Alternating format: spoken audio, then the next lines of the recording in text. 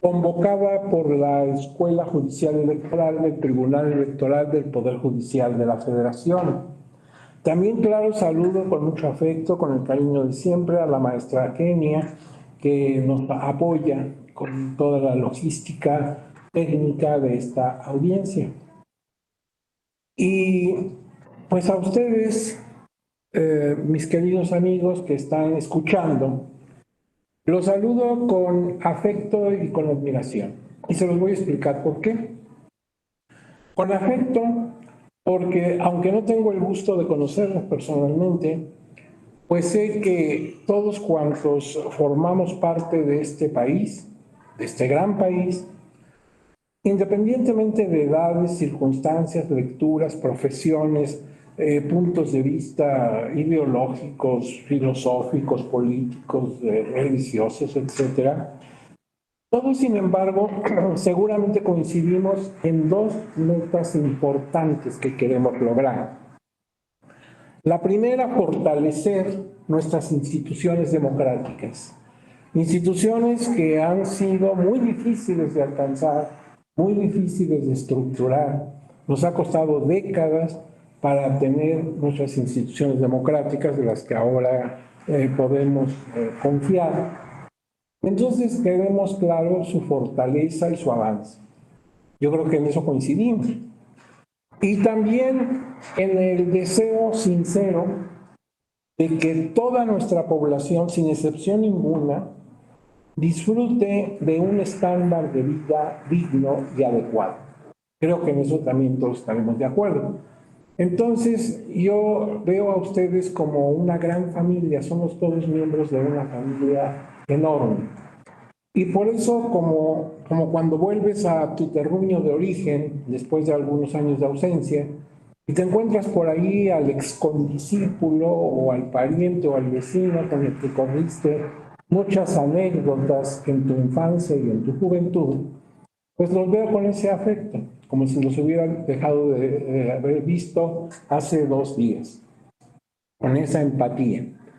Por eso los saludo con mucho afecto y con mucha admiración, porque estoy consciente de que todos y todas, sin excepción, son personas ocupadísimas. Todos son profesionistas, todos tienen muchísimas cosas que atender en su día a día y aún así se dan el tiempo para, por ejemplo, como en este caso, tomar un diplomado que ofrece la Escuela Judicial Electoral.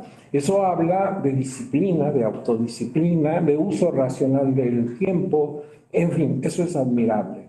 Por eso los felicito y los saludo con mucha admiración. En esta ocasión estamos dentro del diplomado en Derechos Humano Político Electorales. En este diplomado de Derechos Humanos Político Electorales, un tema importante es los derechos del debido proceso en la justicia electoral. Y es el tema que se me ha asignado como miembro del personal docente de la Escuela Judicial Electoral para que lo comente con ustedes, para que intercambiemos puntos de vista. Entonces, tenemos programadas 2 sesiones, como ustedes saben, la de hoy 28, viernes 28 de abril, y la del próximo 2 de mayo de este mismo año. Entonces son dos sesiones. Vamos a aprovechar lo más posible el tiempo para que este momento que me dispensan ustedes, este momento que me otorgan su atención, pues valga la pena. Miren, vamos entonces, antes de entrar en materia, desde aquí, desde este foro magnífico que nos ofrece la Escuela Judicial Electoral, quiero dar públicamente las gracias a las señoras y señores magistrados de la Sala Superior del Tribunal Electoral, así como a la doctora Gabriela Rubalcaba, nuestra directora en la Escuela Judicial Electoral, y a su grupo de colaboradoras y colaboradores, tanto en materia académica como en materia administrativa y en materia técnica, que hacen posible esta transmisión y que han confiado en mí para que pueda yo impartirles este tema. Quiero también comentarles que si a lo largo de lo que yo vaya explicando surge alguna duda, es posible, o algún comentario, porque ustedes son personas con experiencia, han tenido trabajo y actividades incluso en instituciones de tipo electoral, tribunales, institutos, partidos políticos, qué sé yo. Entonces, a lo mejor no es una pregunta, sino es un comentario que pueda enriquecer lo que estamos diciendo. Entonces, no se esperen a la sesión de preguntas y respuestas, que sí la vamos a tener claro al final, como se acostumbra, al final de la sesión. Pero si tú consideras que es oportuno, simplemente acciona tu micrófono. Yo me voy a percatar que quieres intervenir y entonces, pues, te doy el uso de la voz, claro, para escuchar tu pregunta o para escuchar tu comentario. Estamos entre amigos y no hay protocolo pues, de que no interrumpas ni nada, no. Tú interrumpe, yo te cedo la palabra y te escuchamos con la atención. Ahora bien, vamos a empezar. Miren, como siempre, pues hay que trazarnos un objetivo general. ¿Qué queremos lograr con estas dos sesiones de trabajo? Porque el que no sabe a dónde va, pues no sabe si ya llegó. Entonces, dice nuestro objetivo general que al concluir el estudio de esta temática, del debido proceso, en la segunda sesión programada para ello, que va a ser el mes que entra, o sea, en mayo, el próximo 2 de mayo, pues entonces, en este diplomado de Derechos Humanos Político-Electorales, las personas cursantes, o sea, ustedes, tendrán una amplia información respecto del origen, concepto y principios fundamentales o que fundamentan el debido proceso, así como de la forma en que tales principios impactan en el campo específico de la justicia electoral en México. Fíjense que este es un tema que todos saben y no todos saben. Y lo que estoy diciendo es ilógico, se contradice, pero te voy a explicar por qué lo digo.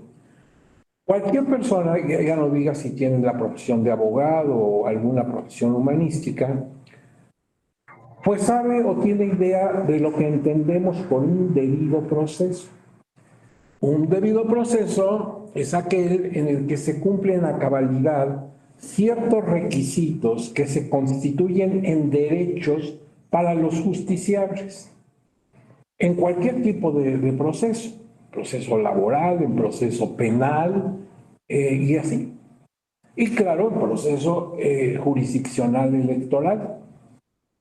Por ejemplo, el libre acceso a la justicia, ¿sí? Expedito que yo tenga como ciudadano o como partido político, tenga yo la posibilidad de acudir a un órgano que me imparta justicia en un caso concreto, el libre acceso a la justicia.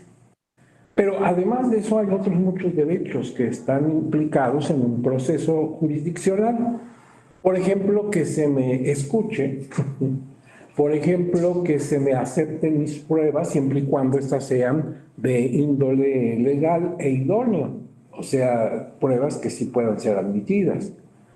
Que se me juzgue con la presunción de inocencia. O sea, en principio yo no soy responsable, no cometí la irregularidad que se me atribuye, salvo que se demuestre lo contrario. Y así hay una serie de derechos que me da como justiciable la propia ley. Eso es algo que pues muchas personas lo saben o lo intuyen. Pero por otro lado, ya precisarlo, saber en qué se fundamenta, cuáles son los documentos de carácter nacional o internacional que me fundamentan esos derechos, porque yo digo que tengo los derechos, pero ¿en dónde están? O sea, ¿cuál es el fundamento de lo que tú afirmas? Y ahí sí, ya no todo mundo tiene este conocimiento. Por eso te decía, es un tema que todo mundo sabe o tiene una idea de qué se trata, pero no tanto que pueda precisarla. Y en este diplomado se trata de que tú tengas toda la información que se puede aportar para que sí tenga fundamento y sepas en principio cuáles son toda la gama de derechos que tenemos como justiciables en materia de justicia electoral, que es lo que se atribuye para el Tribunal Electoral del Poder Judicial de la Federación, y en dónde está su fundamento. Entonces está en la Constitución, está en la Convención Interamericana de Derechos Humanos, ¿en dónde está? Eso es lo que queremos informarnos. Bueno, ese es el objetivo que queremos plantear. Consecuente con el objetivo está el temario. Es un temario breve, pero que pues podemos sacarle mucha sustancia. Primero una introducción para que empecemos a ubicarnos, para que empecemos a señalar cuál es el área donde nos vamos a mover dentro de estas dos intervenciones. Y ya entrando en materia, pues ¿qué entendemos por debido proceso? Claro, hay muchas definiciones y ustedes mismos pueden intentar la propia, pero vamos a ver cuáles son los aspectos esenciales de esas definiciones. Luego, una vez que ya sepamos de qué estamos hablando, qué es lo que realmente decimos cuando hablamos de debido proceso, vamos a ver su origen histórico, porque esto nos va a dar mucha luz para orientarnos exactamente qué es lo que podemos esperar de ese concepto cuando estamos frente a un tribunal. Luego, los elementos que lo integran, que como les decía, es una lista, es una especie de check-in en el que vamos a ir viendo si se cumplen en nuestro caso esos elementos del debido proceso. Como ya los tengo fijados, ya especifique cuáles son en concreto, pues voy a mi caso, pongamos mi caso. Y entonces yo voy viendo, tuve un libre acceso a la justicia, fue fácil acceder a la justicia del tribunal, sí. Bueno, pues ya hay ya una paloma. Y así voy haciendo todo. Habrá algunas cosas que sí sucedieron y otras que no sucedieron, entonces no se cumplió con el debido proceso. Pero ya tenemos una guía, ya tenemos un parámetro para medir si se cumple o no el debido proceso en la justicia electoral. Luego vamos a ver derecho comparado. Siempre es útil asomarse a otra realidad. ¿Qué están haciendo aquí o allá en distintos países del mundo? ¿Qué novedoso es aquí o allá? Y cuando ya hemos hecho ese recorrido muy breve y solamente seleccionando casos muy emblemáticos, pues vamos a ver ya concretamente el debido proceso en la justicia electoral mexicana, como dando un balance, ¿sí? Una calificación. ¿Realmente nuestra justicia electoral se cumple a cabalidad con las reglas del debido proceso o no? ¿Hay algún punto débil? ¿Hay algún punto que pues, pudiéramos tener que poner atención? Y luego, claro, los criterios del Tribunal Electoral del Poder Judicial de la Federación como la máxima autoridad jurisdiccional en la materia. El Tribunal Electoral, como todos ustedes están entendiendo y saben perfectamente, pues va resolviendo casos concretos que llegan a conocimiento y decisión del cuerpo de magistrados y magistradas del tribunal en todas sus salas. Y entonces va formando criterios de interpretación, lo que llamamos jurisprudencia.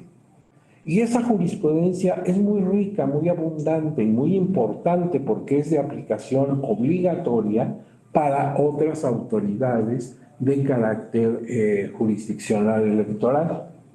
Entonces, es una fuente formal del derecho electoral y una fuente muy rica.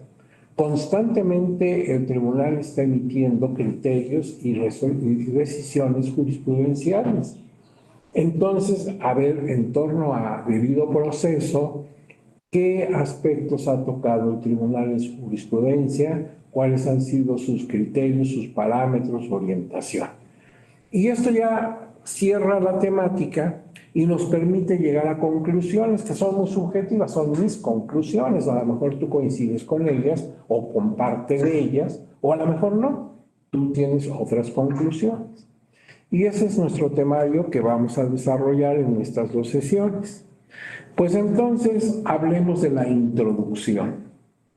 Mira, Si bien existen diversas definiciones de la expresión debido proceso, tú abres tu Google, tú abres tu libro, tu diccionario de términos jurídico-electorales, y pues te vas a encontrar diversas definiciones, como ocurre con cualquier institución que tú me menciones. Pero también, claro, es cierto que entre tantas que hay entre ellas algunos puntos que son coincidentes. Aunque se expresen con otras palabras, están coincidiendo. Y entonces, pues todas ellas en su conjunto, ¿sí? Van a hablar de algunos aspectos como son la imparcialidad de los jueces, el derecho a probar, a recurrir una sentencia, o sea, que cuando me dan una sentencia, si no estoy conforme, si considero que es violatoria a principios constitucionales, por ejemplo, pues yo pueda pasar a una segunda instancia con un ente superior que conozca. Entonces, pues el recurrir a una sentencia, el acceder a la impartición de justicia, hablábamos de eso hace un momento, que tenga yo un libre acceso sin obstáculos a la impartición de justicia y muchas otras cosas más. Existe, por otra parte, una fuerte vinculación entre el respeto y ejercicio pleno de los derechos humanos y la concepción que se tiene del debido proceso, dado que finalmente, o sea, al final del día, el debido proceso es también un derecho fundamental de la persona. Porque tú en tu diplomado estás estudiando derechos humanos y político-electorales. Desde luego, si yo hablo del debido proceso en la justicia electoral, pues en última instancia es también un derecho humano. Así se define también el debido proceso como el derecho humano que tenemos las personas, ya sea físicas, como tú o como yo, o colectivas o sociales, como un partido político, por ejemplo, y que se vienen a constituir finalmente como un conjunto de derechos que me tienen que cumplir cuando estoy frente a una sala, ya sea regional o la superior, del Tribunal Electoral o incluso en los tribunales electorales de las entidades federativas. Entonces, el tema está perfectamente ubicado en tu diplomado. Es decir, viene a tono con el diplomado que están ustedes cursando. Ahora bien, conviene entonces reflexionar en un espacio académico como el que ahora nos ofrece la Escuela Judicial del Tribunal Electoral del Poder Judicial de la Federación respecto del cumplimiento del principio del debido proceso en el caso específico de la justicia electoral que en esencia presenta particularidades como, mira, claro que yo podría ver el debido proceso en materia, por ejemplo, penal, que es lo más ocurrido, es donde puede haber muchas violaciones al debido proceso. Y esto no solamente ocurre en México, sino en cualquier país del mundo, y no solamente ahora, sino de antaño. Es fácil que una persona que enfrenta un proceso penal, pues se vea en algún momento afectado en los derechos del debido proceso. Y eso es muy lamentable porque está de por medio su libertad, por ejemplo. Entonces, pues lo más ocurrido sería verlo en materia penal. Y también, claro, lo podríamos ver en materia laboral y en otras materias. Pero en la materia electoral, que es como lo vamos a ver, la justicia electoral tiene unas características que lo distinguen, que lo hacen sui generis respecto a otras áreas de la justicia. Por ejemplo, ¿qué? Pues, por ejemplo, su afectación en el ámbito social y político. Mira, en un asunto penal, en un asunto civil, en un asunto laboral, por mencionar algunas de las áreas del derecho, si yo entablo un procedimiento jurisdiccional, lo que ahí se resuelva nos afecta a mi contraparte y a mí. Claro, mi contraparte y yo podemos ser varias personas porque estamos en una litisconsorcio, ¿sí? O sea, somos muchos actores y muchos demandados. Entonces, si nos afecta, puede ser a dos personas o puede ser a varias personas, pero nada más a nosotros. Por ejemplo, si yo entablo un proceso, yo voy a impugnar mis derechos que me han violentado ante la autoridad jurisdiccional laboral, pues están involucrados la patronal y yo. Y lo que ahí se decida nos beneficia o perjudica a uno o al otro. Pero en materia del ámbito electoral, se afecta a una comunidad, a una colectividad. Imagínate que logramos establecer a través de nuestra impugnación que no se cumplieron la cabalidad los requisitos de legalidad y de constitucionalidad en una elección y procede a anularla. En ocasiones ha ocurrido, se anula una elección. Pues esto no solamente afecta, por ejemplo, al candidato o candidata que supuestamente había obtenido el triunfo en esa elección, también afecta al partido o partidos políticos si es que esa candidata era de partido político o de coalición. Y también afecta, ¿sí?, a todo el conglomerado de electores. Esa decisión no es una decisión que solamente afecte a la persona que había triunfado, sino afecta a muchas personas. Entonces sale del orden individual y entra al orden de lo social y político. Esto afecta a las fuerzas y los equilibrios entre fuerzas políticas, como es fácil comprenderlo. Pero también hay otra característica, la brevedad de los plazos que tenemos para resolver. Ustedes lo saben muy bien, ¿sí?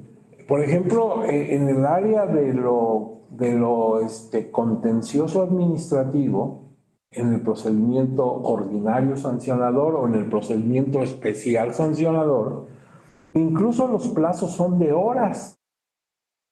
La labor ahí del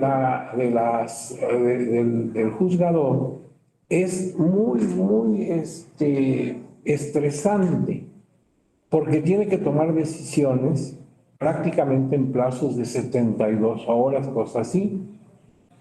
¿Por qué es tan breve el tiempo, el plazo que se tiene para resolver?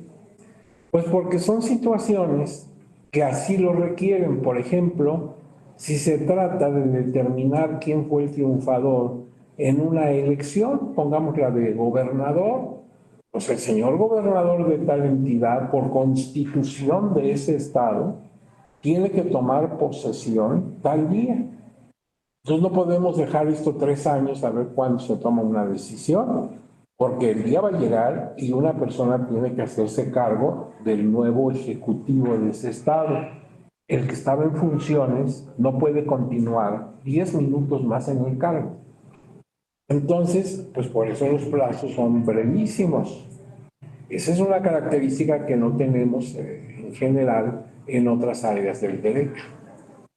Y finalmente, un poco relacionado con el inciso A, el impacto que tiene la decisión que tomen los órganos de justicia, por ejemplo, el Tribunal Electoral del Poder Judicial de la Federación, en toda la vida nacional y aún en el ámbito internacional. Imagínate que estamos hablando de la elección de titular de la presidencia de la República. Pues cualquier decisión que tome el tribunal sobre este particular, que desde luego la va a tomar con fundamento en la Constitución, en los principios de convencionalidad, eso por supuesto, pero cualquier decisión que tome afecta a toda la vida del país, Por eso todos estamos pendientes, no importa si eres del Partido Verde o del Partido Rojo, del Partido Amarillo, no importa, ¿sí? Todos estamos así pendientes de un hilo hasta que sabemos finalmente a qué conclusión llegó la Sala Superior al respecto. Pero estamos también más allá de nuestras fronteras, con mucha gente atenta a esto. Los países en general del mundo están interesados en lo que pasa en México. ¿Sí? Como nosotros estamos pendientes cuando es la elección en Brasil o en Argentina.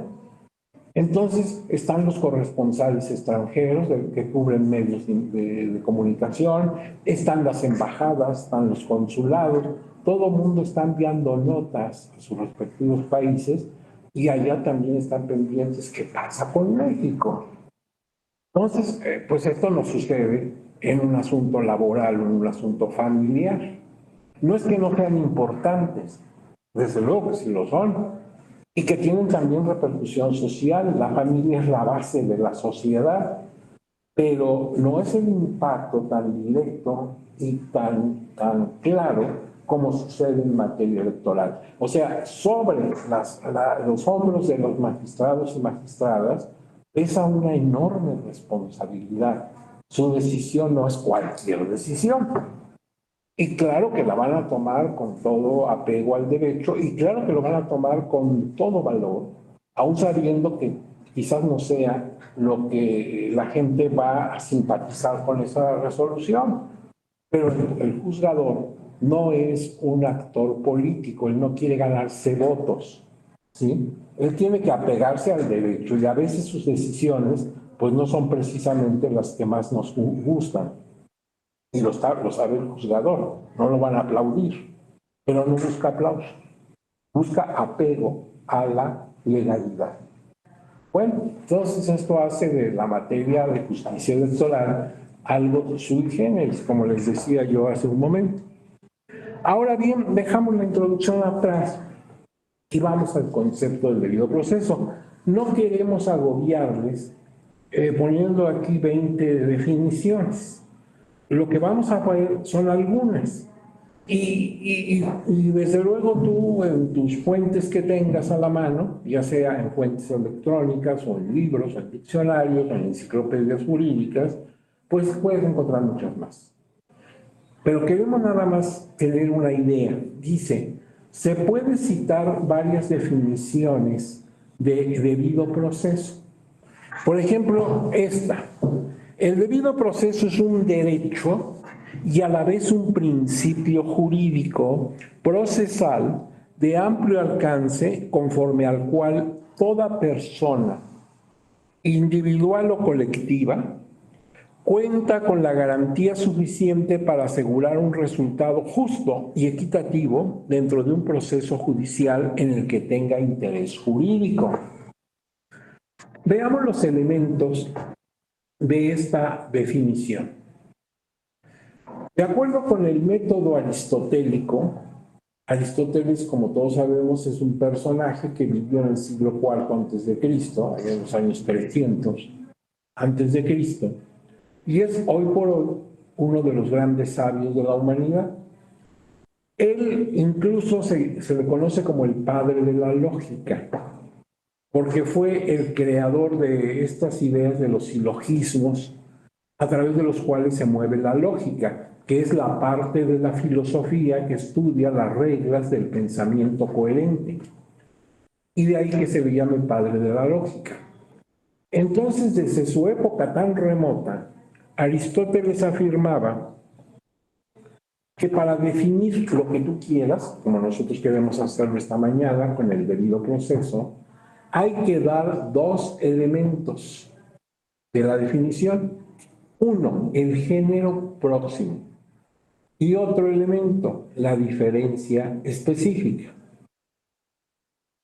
El género próximo es la parte de todo el universo, ¿sí?, en donde se encuentra lo que quieres definir. Yo ahorita estoy frente a ustedes, los veo en pantalla, ¿sí? Pero si volteo hacia un lado de esta aula, me encuentro que hay ventanales que me dan acceso a un jardín, que me dan acceso a construcciones, vecinas, me dan acceso al cielo, va pasando un avión, etcétera. O sea, hay un universo de cosas. Entonces, dentro de ese universo está lo que yo quiero definir. Y el ejemplo que te daban, clarísimo en tus clases de lógica, ya en la preparatoria o bachillerato, era, ¿qué es un caballo? Y lo primero que se me ocurre decir, pues es un animal. Y tengo razón. Ese es el género próximo del caballo, en caso de mi ejemplo.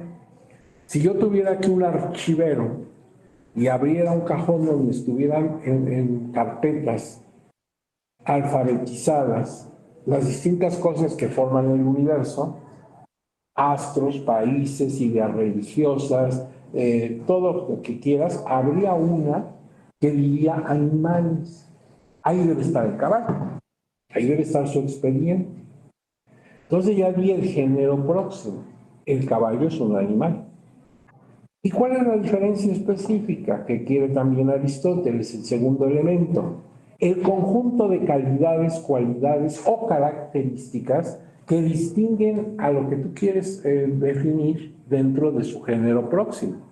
Porque el caballo, en mi ejemplo, no es el único animal que existe. Existen miles de animales.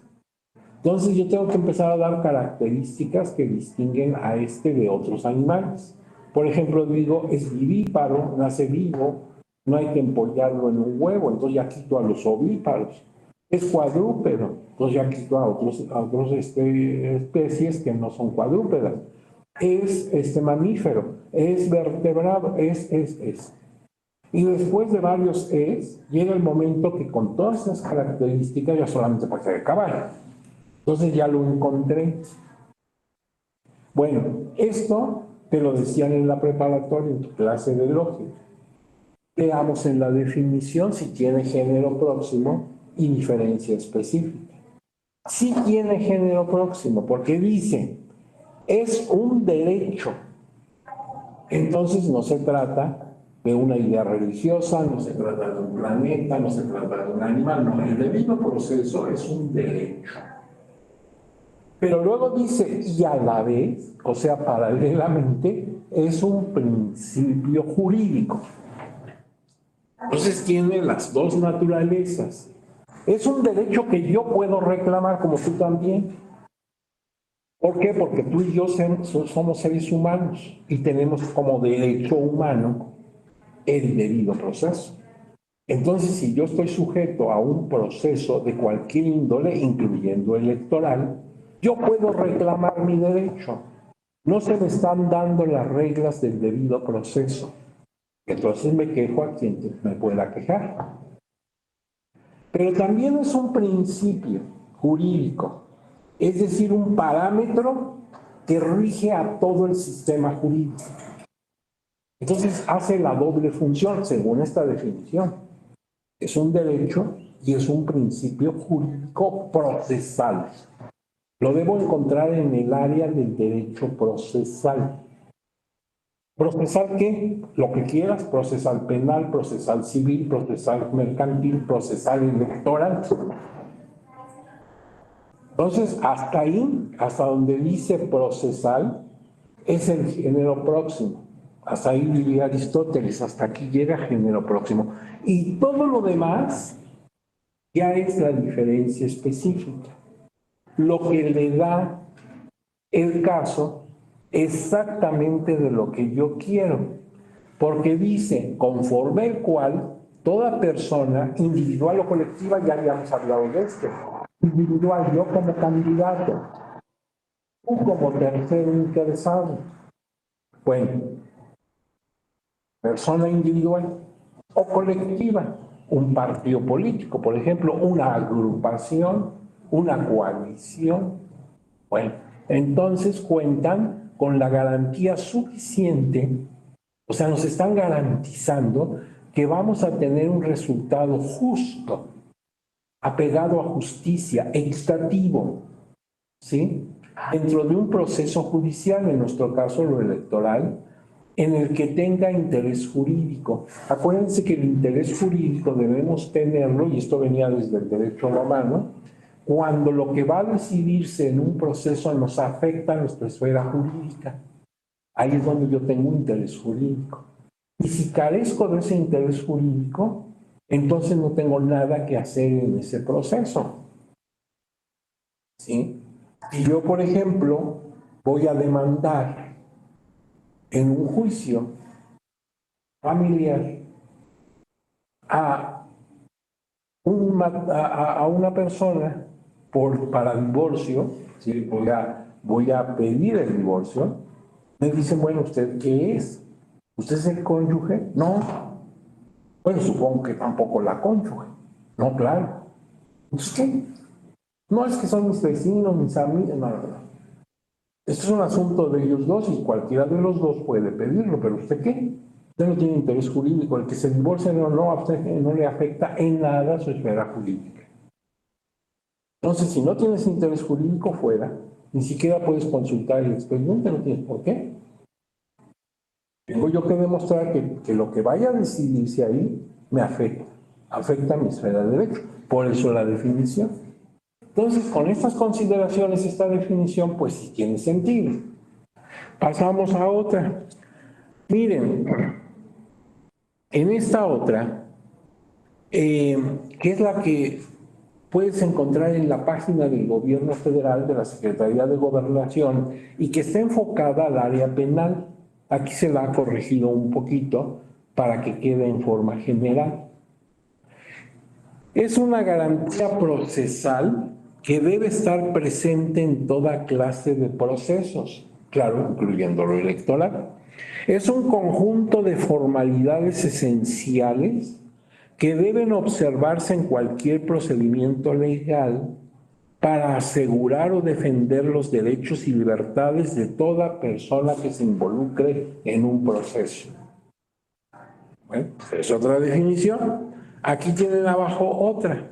Es un principio jurídico por el cual el Estado debe respetar todos los derechos legales que posee una persona según la ley.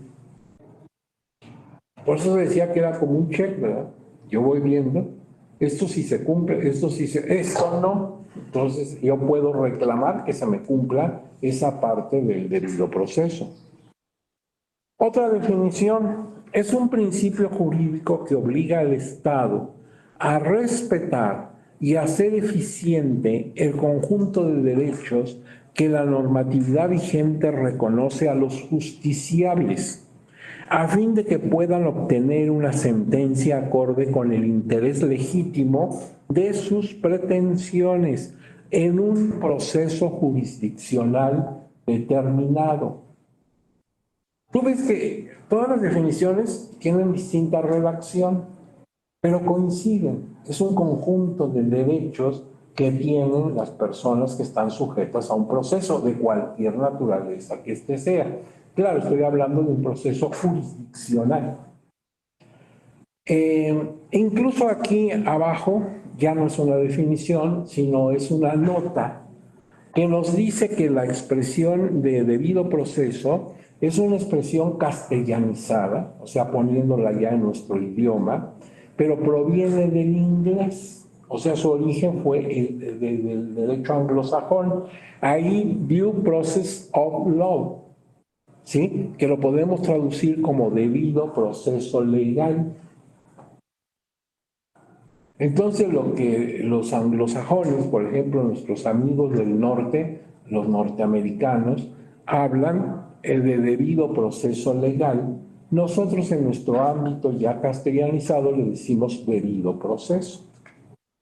Es una nota aclaratoria, claro, no es una definición. Pero a ver, ahorita que has visto varias definiciones, ¿por qué no intentas la tuya? Válida. No necesitas ser un académico con prestigio internacional y premios en la academia para intentar tu propio concepto de debido proceso. Hagamos ese ejercicio, haz tu propia definición y si la quieres expresar públicamente te la escuchamos. Esto cambia un poco la dinámica del diplomado, porque normalmente el diplomado vienes, escuchas y preguntas si tienes dudas y ya. Pero a ver, hagámoslo interactivo. Intenta tu propia definición, no tengas miedo, no pasa nada, no duele. Haz tu propia definición ya con esta idea, hasta lo que tienes ahorita captado. Intenta tu propia definición. No importa si es acertada en todo o en parte. Es un ejercicio, no es una calificación. Entonces, cuando tengas tu definición, pon tu manita electrónica o interrumpe y nos las vas a conocer. Y vas a ver que tu definición, conforme tú la entiendas, con tu propia redacción, va a coincidir de alguna manera con estos aspectos. Y eso lo tenías incluso antes de esta intervención, porque no es un tema que te pilla totalmente descuidado, no sabías, no tenías ni idea. No, claro que sí. Nada más es cosa de afinar, de aterrizarlo. Estamos hablando de debido proceso, no todavía aplicándolo al derecho electoral. Por eso las definiciones han coincidido, hablan de cualquier proceso. Dice, por ejemplo, esta última, en un proceso jurisdiccional determinado. Pues puede ser uno civil, uno penal, uno laboral, uno mercantil, uno, claro, electoral. Entonces, acuérdate, todavía no estamos aterrizando esto al campo de lo electoral, que eso es otro numeral del tema, ya aplicar esto a la justicia electoral. ¿Alguno tiene ya una definición? A ver, Norma, ¿usted ya lo tiene? Perdón, buenos días. Buenos días, que vi su letrero con el nombre de usted, Norma, por cierto, un nombre muy jurídico. Entonces, Norma, definición que Se corta un poquito, doctor. bueno, no se preocupe. Debemos estar tranquilos, relajados. O sea, no Miguel ya nomás le estamos falta. en transmisión, ¿verdad? Sí. Entonces, Bueno, entonces, nadie se imagina de inténtelo y va a ver si les... Qué bonito que Algunos- le pusiste una corona. No sé si soy yo nada más o se está cortando el audio, perdonen. ¿Se está cortando el audio? Ah, caray. Eso sí es cuidado porque no veo que haya una alerta. Bueno, a ver, ¿alguno ya tiene su definición? Miren, su mano, o bueno, no sé si la haya levantado, Manuel García Velázquez. ¿Estoy cierto? Sí, A doctor. ver, oiga, don Manuel, a usted lo conozco de tiempo atrás, ¿verdad? Sí, doctor, ya hemos coincidido en otros diplomados. Ah, Gusto qué saludarlo. bueno, don Manuel. Ya somos viejos amigos. Bueno, amigos, usted viejo no, obviamente, yo sí, pero viejos amigos. Don Manuel, ¿cuál es su definición? A ver. Alcancé a hacer una un poquito general, muy pero yo lo definiría como el conjunto de actos procesales que por lo menos el Estado debe garantizar a las partes en un juicio. Pero aquí Bien. aquí le quería preguntar, también muy a propósito de esto, doctor, en otras materias hay jurisprudencia en la que se ha acotado, qué actos se tienen que cumplir para hacer un debido proceso, que hayan tenido oportunidad las partes de rendir sus pruebas, que les haya notificado personalmente, que me parece que son, principios universales que podrían caber en cualquier materia. Sin embargo, he notado que específicamente ahorita en materia electoral se ha estado utilizando una figura que viene del derecho penal, que es la cadena de custodia. La están aplicando en materia electoral en el traslado de De los documentos electorales. así es, todos los documentos electorales, que si se rompió aquí es donde utilizan la figura, esta cadena de custodia, sería una violación procesal, una violación al debido proceso, por lo cual se tendría que anular. No tengo a la mano el expediente, pero me parece que en ese sentido va. ¿Pudiéramos considerar también esta como una falta al debido proceso, esta figura de la cadena de custodia con los documentos electorales? Mire, la ruptura de la cadena de custodia electoral, es lo que van digamos, a impugnar los afectados, ¿sí? Entonces, la obligación de la autoridad jurisdiccional es que tenga convicción con las pruebas que le aporten de que sí sucedió ese rompimiento de la cadena de custodia. Pero esa cadena de custodia no forma parte del debido proceso, sino que eso es lo que van a aducir, ¿sí?, como un agravio las personas justiciables. La persona a la que le afecta eso, por ejemplo, el candidato, le afecta, entonces dice, yo vengo aquí a impugnar, ¿sí? Estoy presentando mi escrito de impugnación, estoy interponiéndolo, precisamente reclamando de que hubo en un momento dado un eslabón de esa cadena que se rompió por alguna circunstancia que yo voy a detallar y voy a probar. Los documentos, el paquete electoral, los paquetes electorales, estuvieron custodiados por personas o instituciones que no tenían por qué tenerlos, ¿sí? Se los llevaron a la casa del candidato, se los llevaron a la sede del partido, se rompió la cadena. Ahora, eso tengo que probarlo, porque yo lo afirmo y tengo que probar que eso sucedió. Pero como ve, esto no forma parte del debido proceso, sino que con un debido proceso, el tribunal va a observar si de veras ocurrió o no, y en consecuencia, pues te dará la razón o no. Entonces, lo que sí forma parte del debido proceso es la probanza, que tú puedas dar las pruebas y que estas, si son idóneas, si son legales, las deba aceptar el tribunal. ¿Qué pasa si dice, no, aquí no se prueba? No, ahí sí estaría rompiéndose la regla del debido proceso. La cadena de custodia es lo que se está aduciendo como una afectación para alguien en particular, ya sea para el partido, ya sea para el candidato, etc. Y hay casos en que se han roto esas cadenas, ¿eh?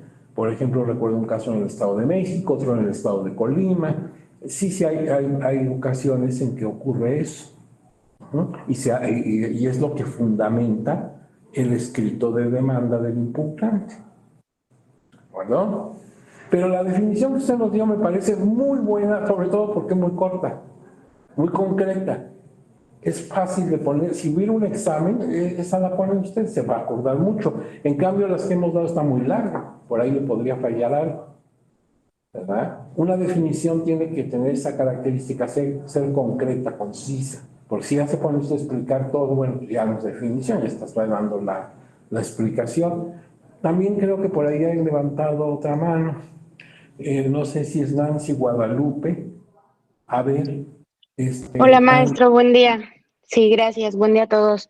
Yo estructuré la siguiente. Es un derecho y principio procesal que tiene toda persona y debe estar presente en cualquier tipo de procesos jurisdiccionales, con el objeto de obtener una sentencia que respete los parámetros legales previamente establecidos. Muy académica, maestra. Un poquito larga. Ya vemos, todos intentaron esa definición. Y claro, no se necesita ser un erudito. Y estos temas ustedes los conocen, ¿sí? Simplemente estamos poniendo los puntos sobre las sillas, pero de algo que no. Por eso les dije al principio, esto lo conocen y no lo conocen. ¿Por qué? Porque cualquier persona tiene una idea del debido proceso. Ahora, conocerlo con más precisión, por ejemplo, como esto de que de dónde proviene el debido proceso, eso quizás no todo el mundo lo sabe. Por eso es un tema de que todos tenemos idea, pero no completa. No sabemos y no sabemos. Había un profesor de filosofía jurídica y de sociología jurídica de origen español don Luis Recasens Siches, ya fallecido, por ahí están sus libros todavía y son muy importantes. Y en su forma de hablar como hispano, decía él tener una ideita. Bueno, pues todos tenemos una ideica, ¿verdad? Otra cosa es que pudiéramos, por ejemplo, explicarlo en una conferencia. Pero de eso se trata precisamente estas sesiones, de que tengan más información de algo que ustedes ya tienen idea. Pues los felicito por sus definiciones y ahora, si me permiten, continuamos.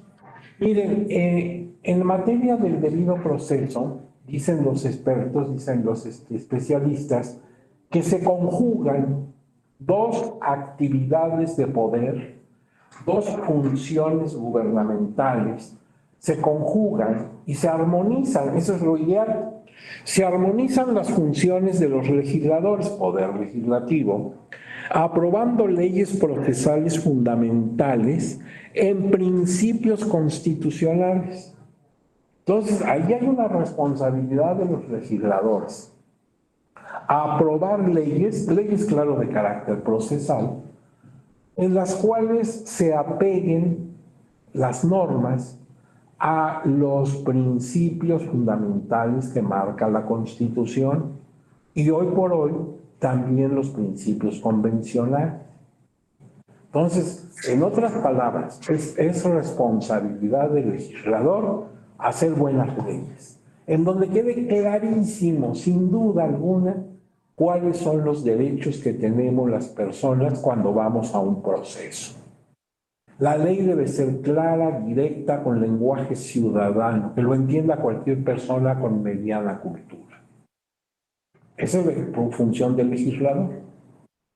Pero también se conjuga, por supuesto, la función jurisdiccional, la función de jueces, magistrados, ministros, en fin, todos los operadores de la justicia, para que se puedan potencializar, o sea, aplicar a lo máximo, como si fueras en un automóvil y le pusieras todo el acelerador, todo lo que puede, para que las garantías de los justiciables, garantías procesales, pues se potencialicen, y esto lo hace el juez cuando resuelve procesos jurisdiccionales elevados a su consideración.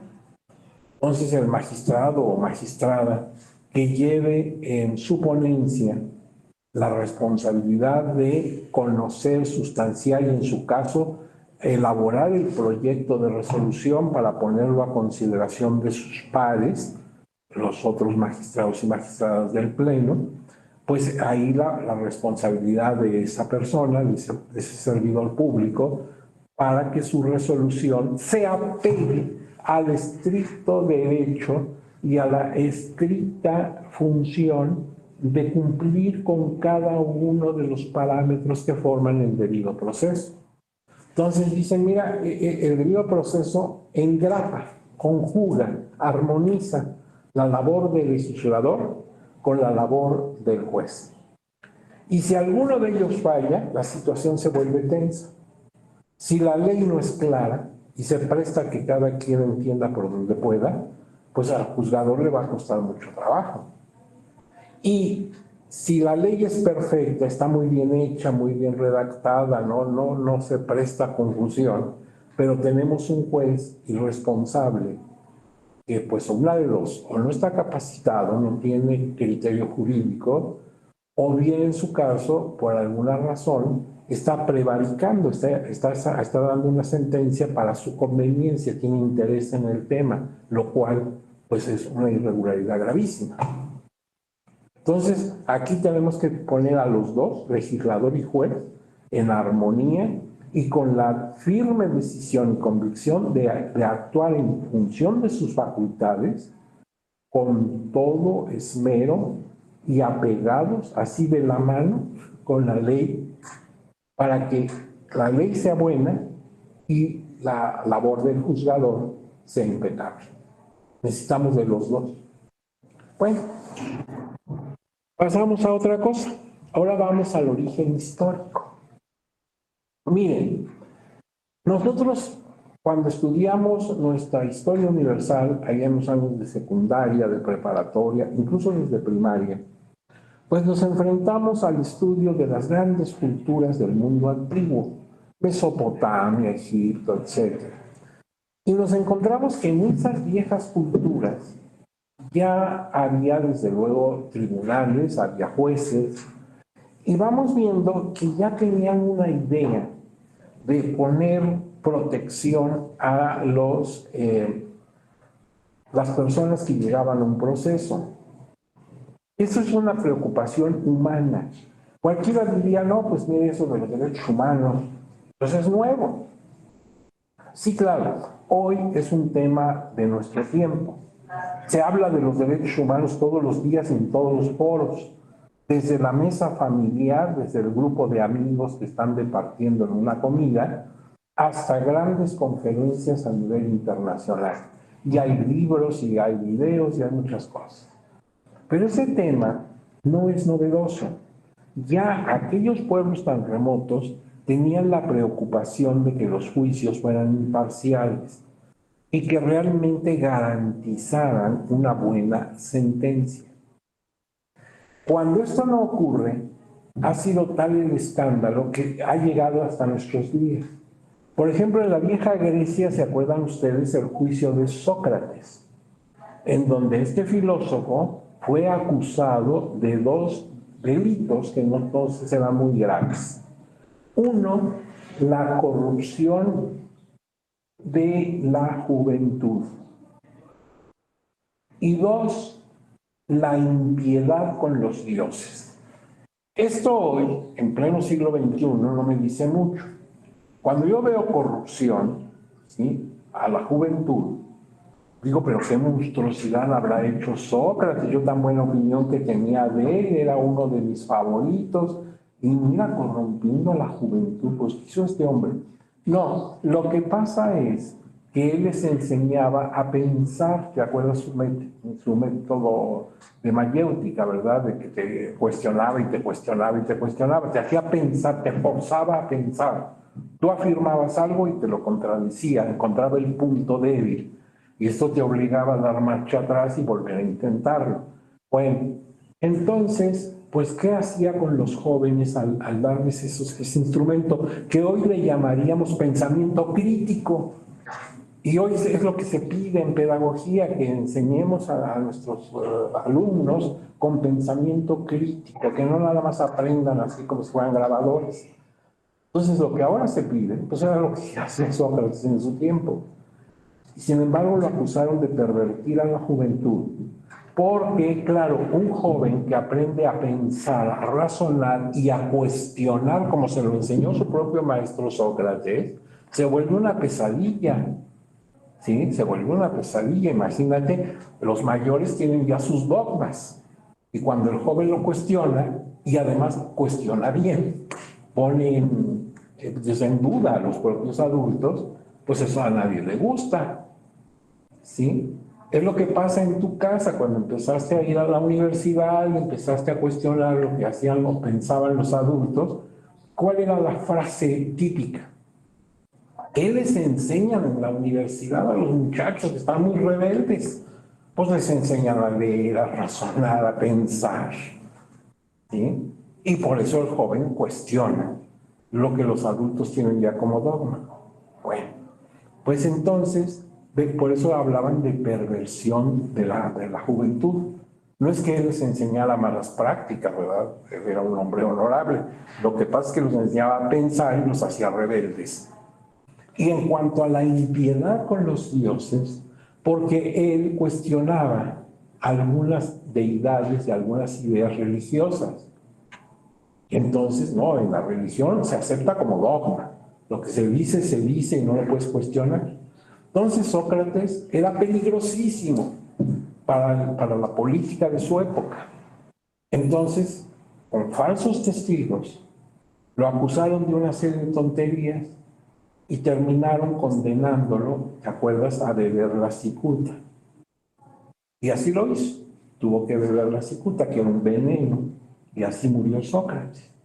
Y ese juicio de Sócrates fue tan injusto, tan arbitrario, tan fuera de las reglas que ya tenían los griegos en su tiempo, que ha llegado hasta nuestros días. Todavía hoy se sabe y se ha hablado del juicio de Sócrates. Un segundo ejemplo y último que les voy a dar, podríamos dar mucho, pero bueno, un segundo ejemplo muy claro es el de juicio que se siguió a Cristo en el Sanedrín. Cristo, una vez aprendido en el Huerto de los Olivos, fue llevado al Sanedrín, que era el tribunal máximo de los hebreos. Y ahí fue, pues todos sus derechos se le violentaron. Derechos que ya tenían en ese pueblo, e incluso también se los reconocían en Roma, porque Roma era la dominadora de Israel. Hay un libro que yo les recomiendo a ustedes, si tienen tiempo, ya ves que lo que sobra es tiempo. Hay un libro escrito por el maestro, el doctor Ignacio Burgoa. Todos saben que el doctor Ignacio Burgoa fue un gran maestro de Derecho Constitucional y de Amparo. El doctor Burgoa, que ha fallecido lamentablemente el maestro, y tiene muchos libros, pero uno de ellos, editado por la editorial Porrúa, es El proceso de Cristo. ¿Sí? Es un libro pequeño en páginas, lo puedes leer en una tarde de café, y ahí el maestro, con su característica de ser un especialista en Derecho Constitucional, va viendo punto a punto todas las violaciones que se tuvieron en el proceso de Cristo. Por ejemplo, cuando lo aprenden, en lugar de ponerlo a disposición de la autoridad, lo llevan a casas particulares de los jueces. De ahí la famosa visita de las 7 casas. Va a la casa de Caifás, va a la casa de Anás. ¿Y esos quiénes eran? Pues esos eran jueces del Sanedrín. Pero entonces era una irregularidad ya en aquella época. Es como si ahorita aprendemos a un sujeto y lo llevamos a la casa del magistrado presidente del Tribunal Superior de Justicia, lo llevamos a casa del ministro de la Corte. ¿Qué tiene que hacer en una casa particular el aprendido? Tiene que ponerse a disposición de la autoridad jurisdiccional. Y, por ejemplo, él tenía derecho a tener un advocatus, o sea, un abogado, alguien que se metiera en su boca y lo defendiera. Por eso se llama advocatus. Bueno, pues no lo tuvo. Él solito habló lo que consideró que tenía que hablar, ¿sí? Y habló muy poco. Cuando lo acusaban de esto y de aquello, él nada más decía, tú lo has dicho. Es decir, no hubo un razonamiento así profundo ni nada. Pero él debería haber tenido un abogado de oficio, diríamos hoy, y no lo tuvo. Y así varias cosas que violentaron en el proceso de Cristo. Quiere decir que entonces, yo lo estoy viendo con mis anteojos del debido proceso, quiere decir que en aquellos tiempos tan remotos ya había reglas del debido proceso. Y efectivamente, lástima que el diplomado no nos da más que unas cuantas horas para desahogar estos temas, porque pues esto podría ser o todo un curso, ¿verdad? Ir viendo caso por caso. Y estoy señalando dos procesos que fueron arbitrarios y que por la trascendencia de los personajes involucrados, Sócrates, el gran filósofo, Cristo, el fundador de una religión, pues obviamente que impacta. Pero hay muchos casos más que podríamos comentar. Entonces ya desde aquella época había la idea de que el proceso debería cumplir ciertas formalidades. A ver, veo el letrero con el nombre de Elizabeth. Paso, creo. Es que el letrero pasa tan rápido que no me da tiempo. Pero si quiero decirnos algo, Elizabeth, por favor, accione su micrófono. No tiene el pendiente o no le acciona su micrófono. Trate de que se encienda su teléfono, su micrófono, y aunque sigamos hablando, pues adelante. Ya parece que ya. A ver, Elizabeth, ¿qué es lo que usted quiere? Pero su micrófono, por favor. No, profe, una disculpa, es que volví a entrar a la clase, no tenía datos y me volví a conectar. Bueno, muy bien, bienvenida. Sí, lo pasa así, ¿verdad? De repente lo sacan a uno y no le dicen ni con permiso, nada más lo sacan y ya, ¿verdad? Pero muy bien, Elizabeth, tranquila. Entonces vamos a otra, por ejemplo, el derecho romano. En el derecho romano, ya no en el mundo de los hebreos, en el derecho romano existían unos funcionarios en la época de la República que se llamaban tribunos. Estos tribunos tenían como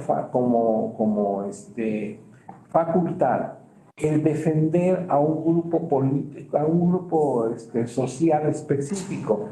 ¿Se acuerdan que los romanos se dividían en patricios y plebeyos? Bueno, pues el tribuno tenía que proteger a los plebeyos. Era su función, para eso se formó esa figura política.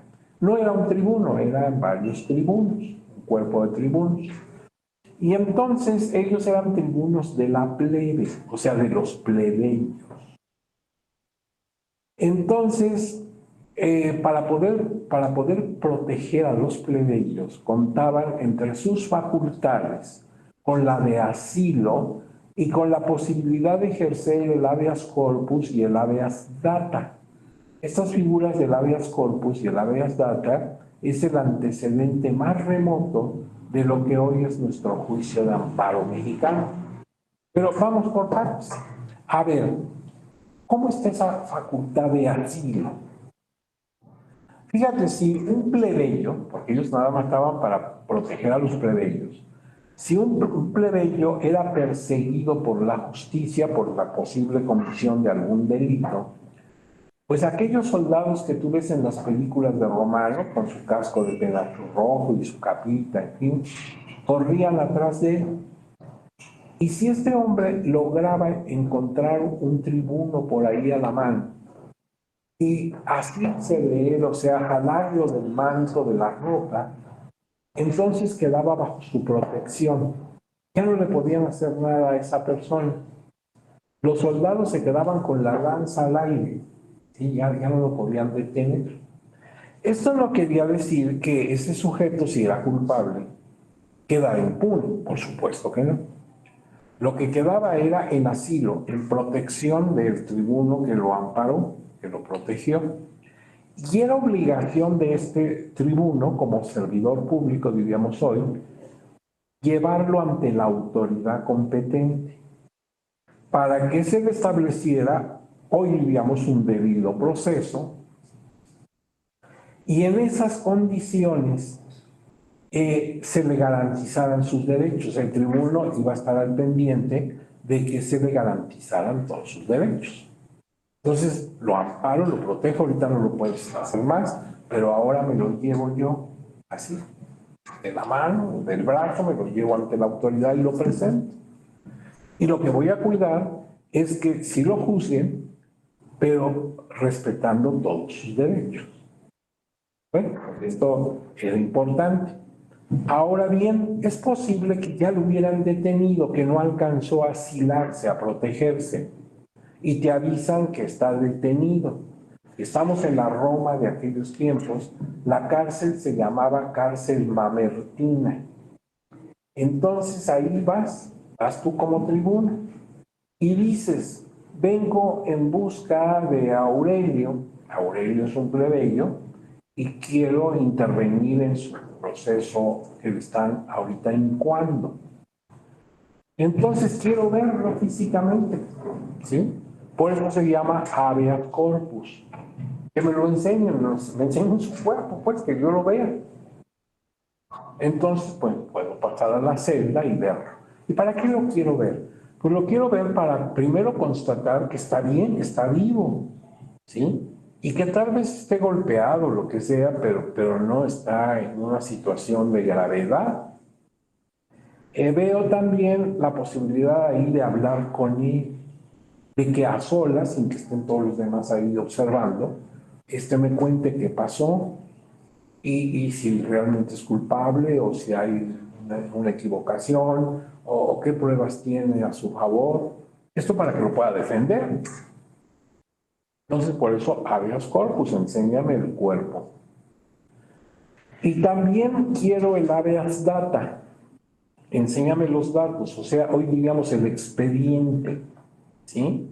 Que yo vea quién lo está acusando, que yo vea cuáles son las pruebas que tienen en su contra, cuáles ha puesto él a favor, o sea, ponerme al día, ponerme al tanto de cómo está la situación y de ahí intentar, pues, ¿qué podemos hacer?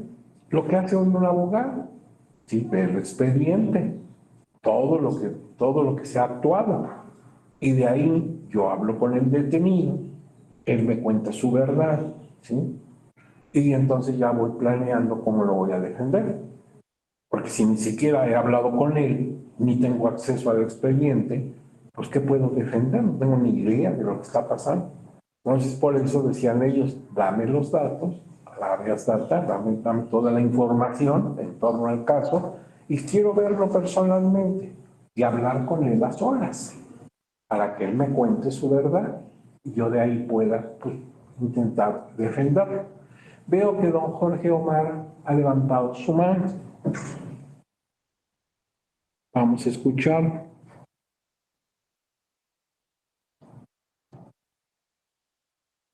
¿No es el caso? Bueno, si después reacciona su micrófono no hay problema, interrumpimos. En ese orden de ideas, la academia, o sea, los estudiosos del tema, se inclinan por decir que el principio del debido proceso, ya así como lo entendemos hoy día, porque estos son antecedentes remotos, quiere decir que la idea no es original, sino que desde las civilizaciones antiguas ya había la idea de proteger al procesado, sobre todo en el campo penal, porque por lógica ahí fue donde se inició esto del debido proceso, después se impacta a otros campos de la justicia. Pero entonces, mira, hay quienes se inclinan, y ahí te recomiendo uno de los libros del doctor René Casoluengo Méndez, a lo mejor tú lo has escuchado en algunas conferencias y en algunas intervenciones. Pues algunos académicos se inclinan por pensar que la idea del debido proceso nació en el derecho anglosajón. Y concretamente cuando se firmó un documento que es emblemático para nuestros amigos anglosajones, que es la Carta Magna.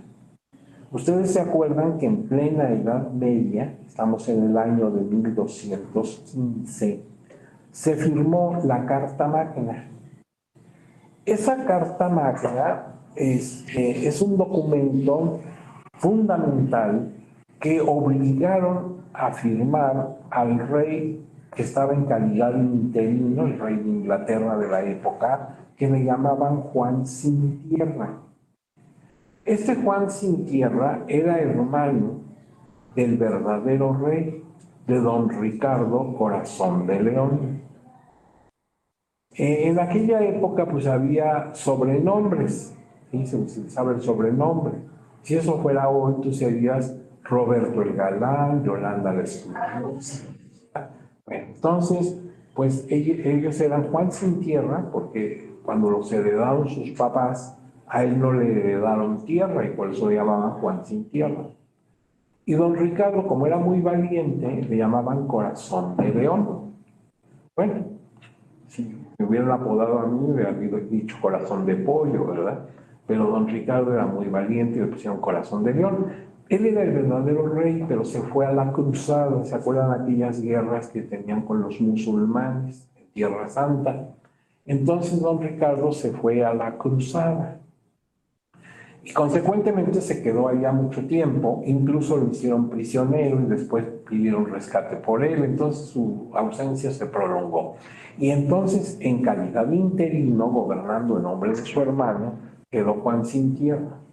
Pero mientras Ricardo era un rey muy querido, porque además de muy valiente, era un hombre bueno, la gente lo quería, don Juan era al reverso de la medalla, era un hombre déspota, malvado, cruel, y se ganó la enemistad de todos, sobre todo de dos grupos de poder, diría el tratadista francés Lassalle, dos factores reales de poder, la nobleza, los condes, duques, etcétera, y el clero, ¿sí? Los obispos y los grandes jerarcas de la iglesia, en aquella época todavía católico, todavía no rompía Inglaterra con el catolicismo. Entonces la iglesia y la nobleza se unieron y ante eso, pues Juan Sin Tierra no le quedó más remedio que firmar en 1215 la Carta Magna. Es una especie como de constitución y por eso a veces nosotros a nuestra constitución, en recuerdo de eso le decimos Carta Magna, ¿verdad? Nuestra Carta Magna, nuestra gran carta. Ahora bien, en ese documento, en la Carta Magna, en su capítulo 39, establece lo siguiente, ya lo traducimos lo hemos traducido al español, y entonces dice: ningún hombre libre podrá ser arrestado o detenido o preso o desposeído de su propiedad o de ninguna otra forma molestado, y no iremos en su busca ni cuidaremos ni mandaremos prenderlo, salvo en virtud de enjuiciamiento legal de sus pares por la ley de la tierra.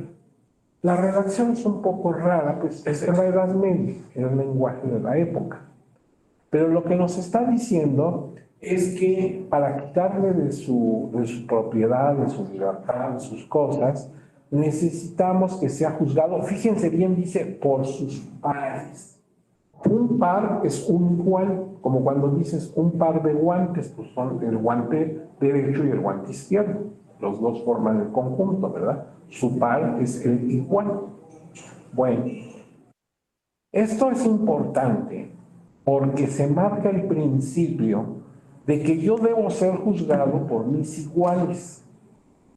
Si yo soy religioso, me deben juzgar en un tribunal religioso, formado por gente como yo, religiosos.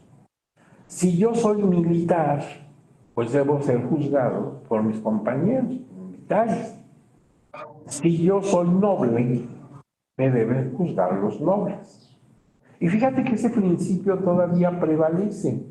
Por ejemplo, si yo soy universitario, profesor de la UNAM, y cometo alguna irregularidad a los reglamentos internos de la casa de estudios, me llevan al consejo universitario.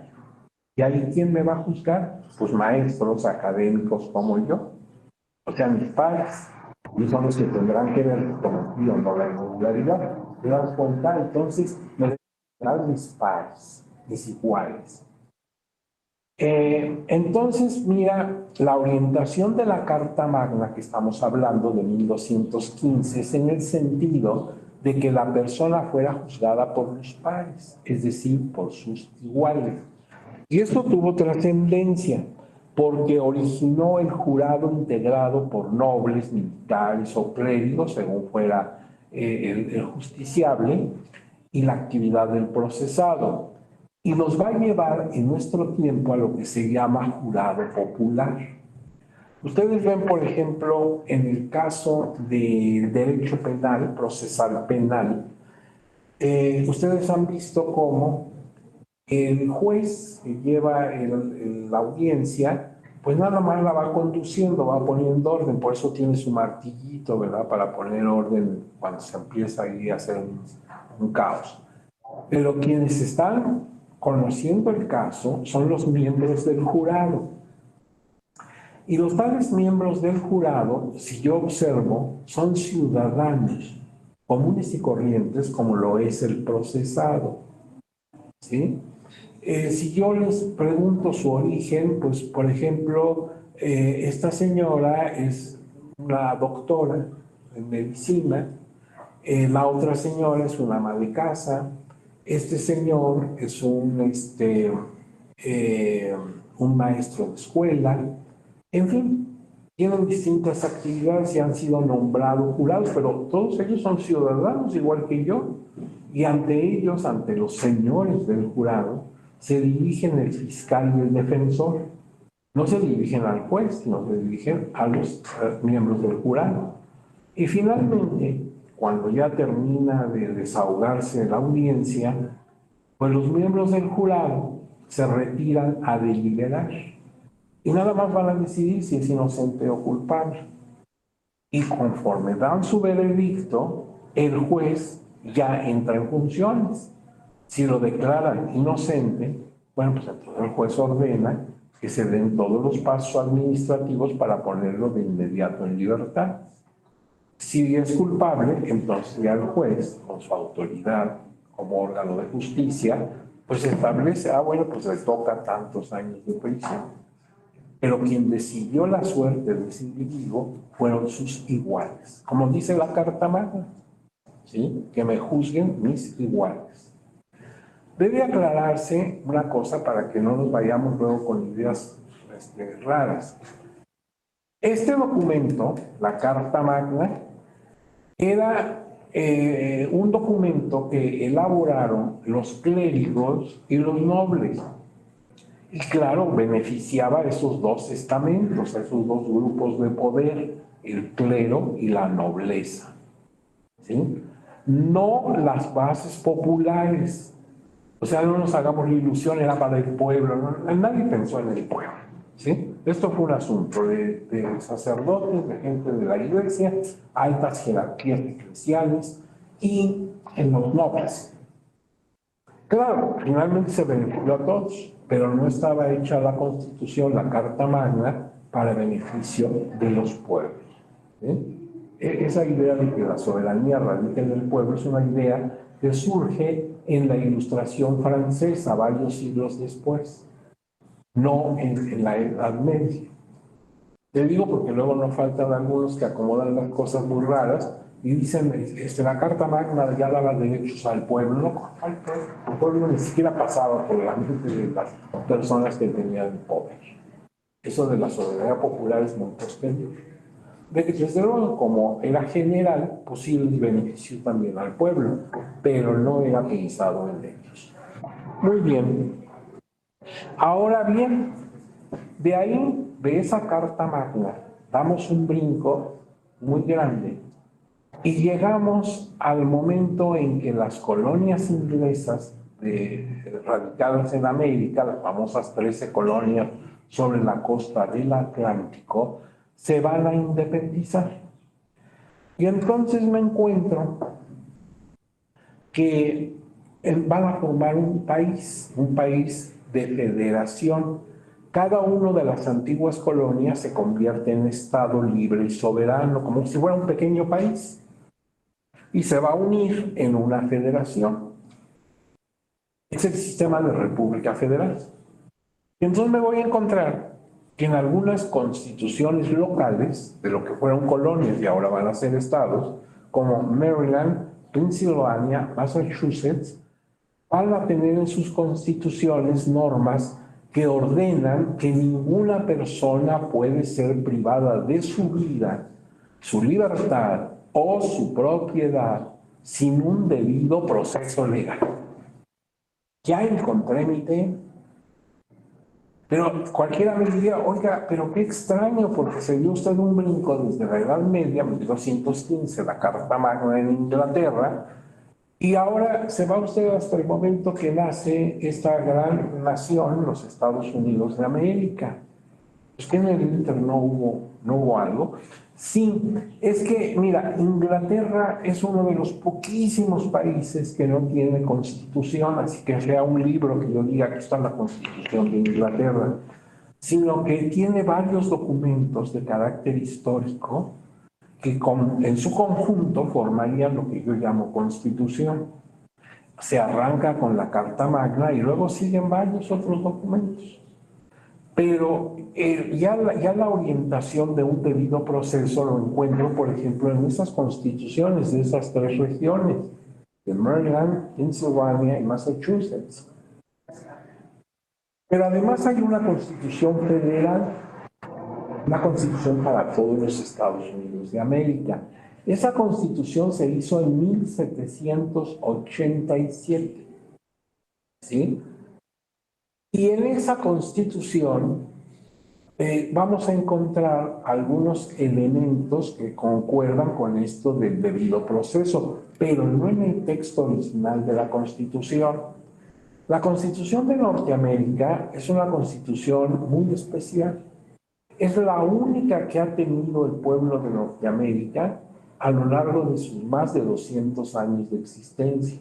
Fíjate, tiene la fecha de 1787. y todavía está en vigencia. En Estados Unidos nada más han tenido una constitución y es la que se rige actualmente. Claro, con enmiendas, ellos le llaman enmiendas, nosotros le llamamos reformas, ellos le llaman enmiendas. Pero fíjate que con todas las enmiendas que han tenido desde que la crearon en el siglo XVIII a la fecha que estamos hablando, es una treintena de enmiendas. No creas que están enmendando su constitución cada 15 minutos. Bueno, ¿y cuántos artículos tiene esa constitución que aún sigue vigente? 7. 7 artículos. Cada uno es un poquito largo, se subdivide, etcétera, pero son 7 artículos. Pero con solo 7 artículos, ¿cómo pueden? Pues sí, porque únicamente tienen, de hecho, parte orgánica. ¿Sí? O sea, la estructura del gobierno, con sus 3 poderes al estilo Montesquieu: poder legislativo, ejecutivo, judicial. Entonces, ellos no han cambiado su forma de gobierno. De tal manera que las enmiendas, que te digo, son una treintena, o sea, nada en 200 años, pues esta constitución solamente estructura, da las bases a grandes rasgos de su gobierno. Y como no lo han cambiado, pues no han tenido mucho que modificar. Nosotros, en cambio, tenemos constitución con 2 partes: dogmática, donde están nuestros derechos fundamentales, y orgánica, donde está la estructura de nuestro país, la estructura política. Y entonces hemos tenido muchas constituciones a lo largo de la historia de México. La actual no es la única, sino hemos tenido muchas constituciones. Y esta de 1917, que ya tiene un poquito de 100 años, ha sido reformada y reformada y reformada y reformada. Casi todos los días hay una reforma a la Constitución. Si tú sacas tu Constitución del año pasado, que la tengas impresa, pues ya es histórica, porque ya muchas cosas ya cambiaron. Es como si sacaras la de Apatzingán, pero ya no está vigente ahí. Entonces hay que estarla cambiando. Bueno, pues ellos, en lo que hace a su Constitución Federal, lo del debido proceso realmente lo tienen en sus enmiendas. Por ejemplo, aquí les aclaro que voy a voltear el orden lógico. Primero debe estar la 4 y luego la 5, por razones aritméticas lógicas. Sin embargo, ahorita van a ver por qué les voy a dar primero la 5ª y luego la 4ª. La enmienda 5ª es de 1791. Y dice en lo esencial, en lo que me interesa: ninguna persona será obligada a responder por un delito capital o infamante si no es en virtud de denuncia o acusación por un gran jurado, salvo en los casos que ocurran en las Fuerzas Armadas de mar y tierra o en la milicia, cuando estén en servicio activo, o sea, en fuero de guerra. En servicio activo en tiempos de guerra o de peligro público. Ni podrá persona alguna ser sometida 2 veces por el mismo delito a un juicio que pueda ocasionar la pérdida de su vida o de su integridad corporal, ni será compelida a declarar contra sí mismo en ningún proceso penal, ni será privada de su libertad, su vida, su libertad o sus bienes, sin el debido procedimiento legal. Acuérdense que lo que ellos llaman procedimiento legal, ¿sí? O sea, process of law, yo lo llamo debido proceso. No, ni se podrá expropiar una propiedad privada para disminuirla a uso público sin la justa compensación. Pues aquí hay varias cosas. Por ejemplo, yo aquí encuentro que se parece un poco a la Carta Magna de Inglaterra, donde dice que solamente puedo ser privado de mi vida, mi libertad y mis bienes mediante un juicio. Observo también que aquí ya está hablando de la expropiación, ¿sí? Mi propiedad puede ser expropiada pero deben tener una justa compensación, o sea, una indemnización. Pero también que nadie puede ser 2 veces juzgado por la misma causa. ¿Sí? Nadie puede ser juzgado 2 veces por el mismo delito. Veo pues varios aspectos que ahora están compendiados en distintas disposiciones, tanto de índole convencional como de índole constitucional y legal. Ahora bien, vamos a ver ahora, donde está la línea, ahí termina la enmienda, la enmienda 5 y empieza la cuarta, donde está la raya. ¿Y por qué vi el desorden? ¿Por qué no las dije primero la cuarta y la 5, como resultaría lógico? Porque van ustedes a ver de qué trata la cuarta. El derecho de los habitantes, es derecho de los habitantes de que sus personas, domicilios, papeles y efectos se hallen a salvo de pesquisas, apresiones arbitrarias.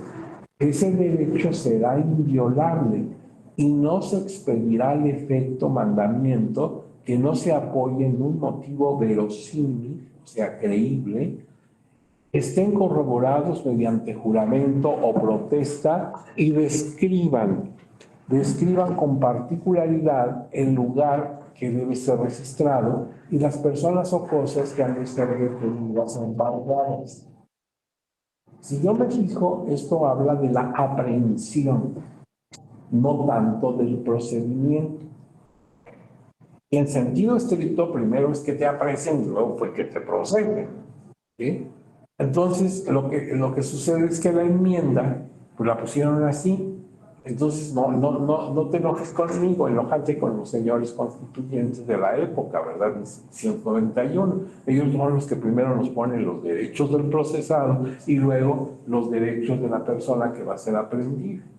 En sentido lógico, pues primero te aprenden y luego te procesan. Están vinculados, claro. Bueno, y entonces viene otra enmienda que empieza a partir de la línea, que es la 6, que también es del mismo. O sea, un paquete de enmiendas de 1791. ¿Qué dice la enmienda 6? Dice, en toda causa criminal, el acusado gozará del derecho de ser juzgado rápidamente, o sea, lo que yo llamo justicia rápida, y expedita, ¿verdad? O sea, accesible, y en público, por un jurado imparcial del distrito y estado en que el delito se haya cometido. Distrito que deberá haber sido determinado previamente por la ley. O sea, en tribunales anteriormente ya establecidos, no en tribunales ad hoc. Así como de que se haga saber la naturaleza y causa de la acusación. Es un derecho, aquí ha sido el debido proceso que cuando me detienen, de inmediato me digan de que se me acusa. Fíjate que en la época de la Inquisición, esto no lo tenía. Te apresaban y todo, no te decían por qué. Entonces, en medio de tu angustia, porque acuérdate que había tortura y todo eso en la Inquisición, pues tú ante eso decías, bueno, sí, no me torturen. Yo efectivamente dije esa expresión, que es una expresión atea. Ah, también atea. De eso no estabas acusado. A ver cómo estuvo eso.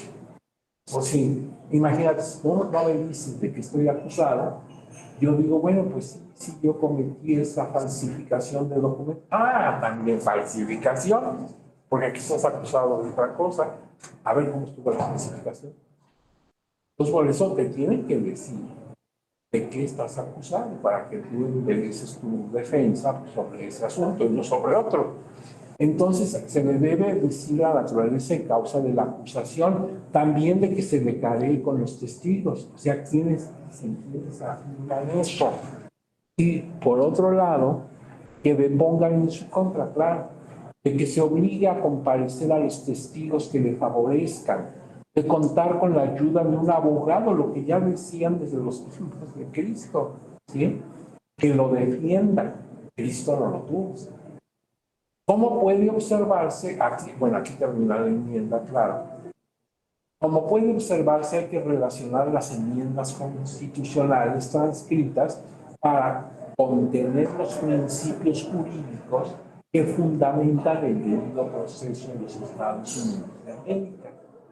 Entonces, no es en el texto original de la Constitución, sino en sus enmiendas, vimos la 4, la 5, la 6, engrápalas, por favor.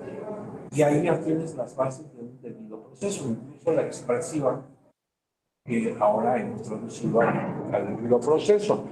Y todavía hay una enmienda más, la enmienda 14, que esa ya fue muy posterior, fue de 1868. Dice, toda persona nacida o naturalizada en los Estados Unidos y sujeta a su jurisdicción será ciudadano de los Estados Unidos y del estado en el que resida. O sea, pues entonces, si estoy en ese caso, si me naturalizo norteamericano, me voy a convertir en ciudadano de Norteamérica y ciudadano de California, por ejemplo, si tengo radicaciones. Ningún estado aprobará o hará cumplir ley alguna que restrinja los privilegios o inmunidades de los ciudadanos de los Estados Unidos. Ni ningún estado privará a persona alguna de su vida, su libertad, su propiedad, sin el debido procedimiento legal, ni negará a nadie dentro de su jurisdicción la protección de las leyes en plano de igualdad. Entonces también esta enmienda hay que engraparla con las tres anteriores para tener todo el panorama del debido proceso. En este último párrafo, a ver cuál es el último párrafo, le dice, a ver, permítanme, aquí está. Dice, sin el debido procedimiento legal, ni negará a nadie dentro de su jurisdicción la protección de las leyes en plano de igualdad. Pues respecto de esto último, el autor Couture destaca que la expresión debido procedimiento legal se transformó en forma genérica en la Constitución de Norteamérica, pues ya no se trata de un juicio llevado a cabo por los pares, como decía la Carta Magna, o fundamentado en la ley de la tierra, sino que se hace ya referencia a todo un debido procedimiento legal e integral aplicable o presente en cualquier proceso proporcional. ¿Qué está diciendo Couture? Couture dice, mira, originalmente se pensó en el proceso que puede enfrentar una persona física o colectiva, ¿sí? Era un proceso individual, digamos, un proceso para un caso concreto. Pero con estas reformas, sobre todo con el párrafo anterior que dice que nadie dentro de su que nadie va a ser privado de todas estas cosas sin la protección de las leyes en un plano de igualdad, ya no se está pensando en un caso concreto, sino en un principio que se debe aplicar en todos los casos. Entonces ya pasó de aplicarse en lo individual para volverse un principio para todas las personas que tengan que acudir a un proceso. Entonces amplió su esfera de aplicación. Se puede invocar en todo tipo de proceso y para todo tipo de persona que tenga que llegar a un procedimiento. Y hasta aquí lo que queremos tocar del aspecto histórico. Porque te digo, esto es tan amplio. Imagínate si nos ponemos a ver todo lo que se hizo desde los griegos, los egipcios, etcétera. No, pues nos damos una semana y estaríamos un curso completo. Vamos al tercer punto, los elementos que lo integran. El debido proceso, yo tengo que hacer mi listita, como bien decía don Manuel, ¿verdad? Tener como todos los parámetros para que yo vaya checando, ¿sí? Bueno, eso es a lo que quiero llegar. No lo vamos a hacer hoy mismo porque ya nos quedan unos minutitos. Nada más voy a hablar de la Constitución Política de los Estados Unidos Mexicanos. ¿Dónde están los artículos que me sirven para fundamento? Mira, pues tengo el artículo 14, donde en la parte que dice, porque el artículo 14 es amplio, Nadie puede ser privado de la libertad o sus propiedades, posesiones o derechos, sino mediante juicio seguido ante los tribunales previamente establecidos, como dice la enmienda, ante los tribunales previamente establecidos en el que se cumplan las formalidades esenciales del procedimiento y conforme a las leyes expedidas con anterioridad al hecho. Mucho de lo que está redactado aquí está en la Carta Magna, ¿sí o no? Mucho de lo que está aquí está en las enmiendas de los Estados Unidos. Bueno, 14. Ahora, 16. Déjame ver si estoy en lo justo. Sí. 16. Nadie puede ser molestado en su persona, familia, domicilio, papeles o posesiones, sino en virtud de mandamiento escrito de la autoridad competente que funde y motive la causa legal del procedimiento. 17. Toda persona tiene derecho a que se le administre justicia por tribunales que estarán expeditos para impartirla en los plazos y términos que fijen las leyes que entienden las leyes emitiendo sus resoluciones de manera pronta, completa e imparcial. Siempre que no se afecte, sigue diciendo el 17, no se afecte la igualdad entre las partes del debido proceso u otros derechos, aquí está hablando concretamente del debido proceso, la expresión está en la Constitución, siempre que no se ponga pues en afectación a los principios del debido proceso u otros derechos en los juicios y procedimientos seguidos en forma de juicio, las autoridades deben privilegiar la solución del conflicto sobre los formalismos procedimentales. Es la famosa amigable composición. Si podemos arreglarnos sin que sea todo un proceso, perfecto. Muy bien.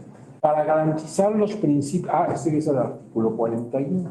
Ya no vamos aterrizando hacia lo electoral. Para garantizar los principios de constitucionalidad y legalidad de los actos o resoluciones electorales, se establecerá un sistema de medios de impugnación en los términos que señala esta Constitución y la ley. Dicho sistema dará definitividad a las distintas etapas de los procesos electorales y garantizará la protección de los derechos políticos de los ciudadanos de votar, ser votados y de asociación en los términos del artículo 99 de esta Constitución. Y entonces el artículo 99 me dice que el tribunal será, con excepción de la dispuesto en la fracción 2 del artículo 105, o sea, las acciones de inconstitucionalidad de esta Constitución, la máxima autoridad jurisdiccional en la materia y órgano especializado del Poder Judicial de la Federación.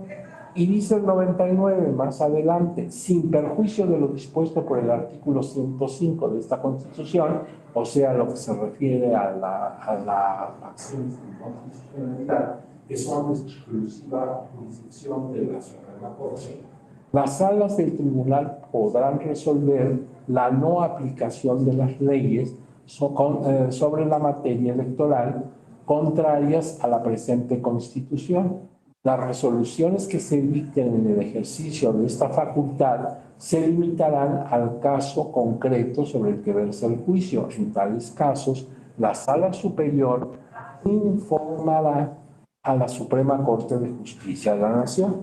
Bien, pero fíjate, tarea para el próximo martes.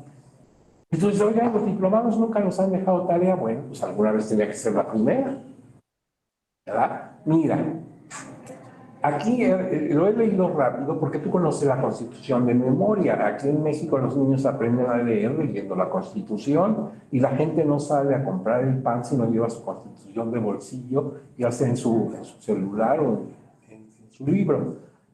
Aquí se hace así. En México todos conocemos muy bien la Constitución. No sé qué pase en China o en Dinamarca, pero aquí así es. Entonces, estoy hablando de lo que conocemos muy bien. Pero claro que no es nada más la base constitucional. Por ejemplo, tenemos la Convención Americana sobre Derechos Humanos, el famoso Pacto de San José. Vamos a ver otros documentos de carácter convencional, pero ahorita vamos a hablar del Pacto de San José.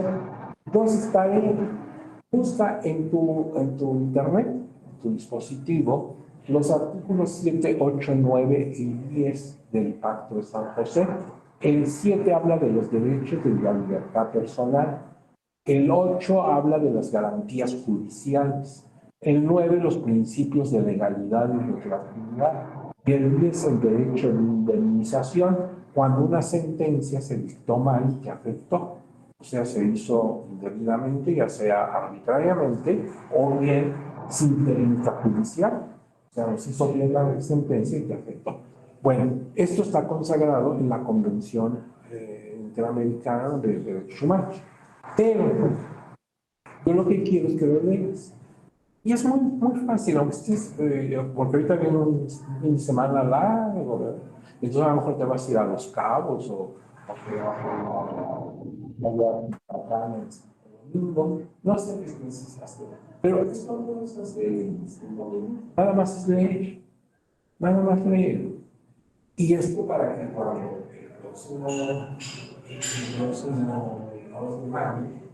volvamos a tener comunicación, pues ya tienes adelantado eso. Desde luego vamos a explicarlo y todo eso, pero ya tienes bastante avanzados.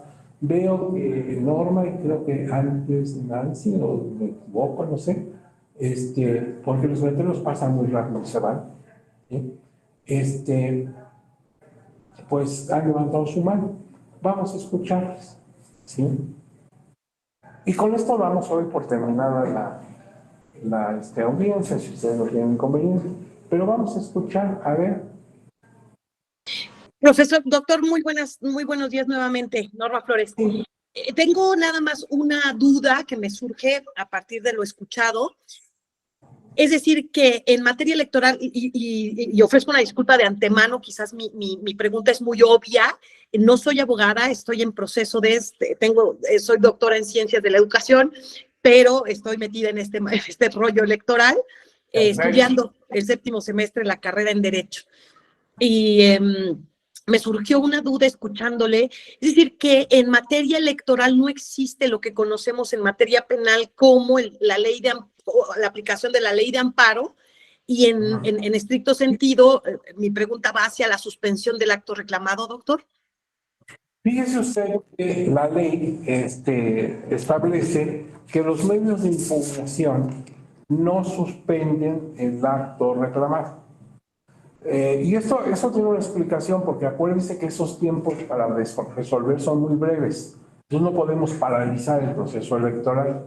Lo que podemos hacer, si ya se ve que hubo la irregularidad, es incluso anularlos. Pero el proceso tiene que seguir adelante.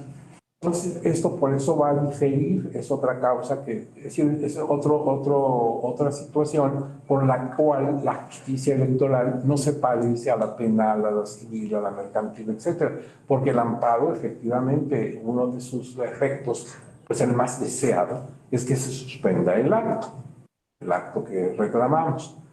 Y aquí no, aquí el proceso sigue y ya cuando se resuelva, lo que sí se puede hacer es anular, pero no se pretende. Y esa es una situación que expresamente está en el texto de la norma. Muy bien. Y la doctora, pues ya tiene usted un doctorado y ahora va por otro, pues qué bueno, doctora, así debe ser. Es usted un ejemplo.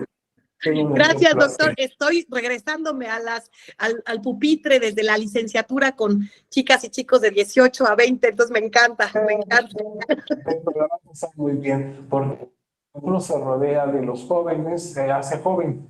Yo les digo a mis alumnos en las universidades donde tengo el privilegio de dar clase, que quizás ellos no aprendan mucho, pero yo sí aprendo mucho de ellos. Es interesante, ¿verdad? Pues, si ustedes no tienen inconveniente, les deseo un fin de semana muy agradable. Y, creo que faltaba una persona, ¿verdad? A ver, acción su micrófono. Sí, doctor, gracias. Rápidamente, doctor, a lo mejor me estoy adelantando un poquito a la próxima clase. No sé si vayamos a estudiar alguna resolución en la que se vaya a vislumbrar violaciones al debido proceso, de no ser... Sí, ok. No sé si me puede adelantar el número de expediente para que lo pueda consultar. No lo tengo a la mano, mire, porque la presentación esa es la primera parte y la otra no la tengo a la mano. Pero lo que puedo hacer es que en el curso de entre hoy y mañana les haga llegar a través de nuestras autoridades el expediente. Eso sí. O si usted me escribe se lo hago llegar y puede usted circular a otras personas. Perfecto. Escribo, Mire, doctor. Muchas a gracias. ver, pueden escribir. Nada más cuando escriban se identifican. Dicen, pues soy cursante del diplomado tal, ¿sí? Porque si no, pues no me acuerdo. Si dice yo soy aquel, pues no sé quién es aquel. Entonces, ya sabes que todo es minúscula y seguido. Marco, que es mi nombre, Marco, punto, Pérez, Pérez sin acento, pero con Z, Marco, punto, Pérez, arroba, T de tío, E de Ernesto, o sea, TE, que es Tribunal Electoral, .go de gobierno, .mx. Entonces, marco.pérez@te.go.mx. Pon un recadito de hola y nada más. Y ya con eso te digo, ahí va el expediente, es el numeral tal. Porque ahorita no lo recuerdo, no lo tengo a la mano. Perfecto. Muchas gracias, doctor. Le escribo. Ándale. Muy bien, pues entonces les mando desde aquí un fuerte abrazo, deseo que estos días que van a descansar un poquito, no todos, habrá quienes tengan guardias y cosas que hacer, pero en términos generales no estás con el estrés de horario y demás, y eso ya es mucho. Entonces les deseo a todos y todas que estén muy bien, muy contentos, muy tranquilos, y nos vemos el mes que entra, ¿de acuerdo? El 2 de mayo, tempranito. Pásenla bien y cuídense muchísimo. Muchas gracias. Nos vemos, hasta luego. Gracias, Buenas maestro. tardes a todos, nos vemos pronto. Muchas gracias, doctor. Muchas gracias. Buen fin de Gracias. semana Hasta para luego a todos. todos.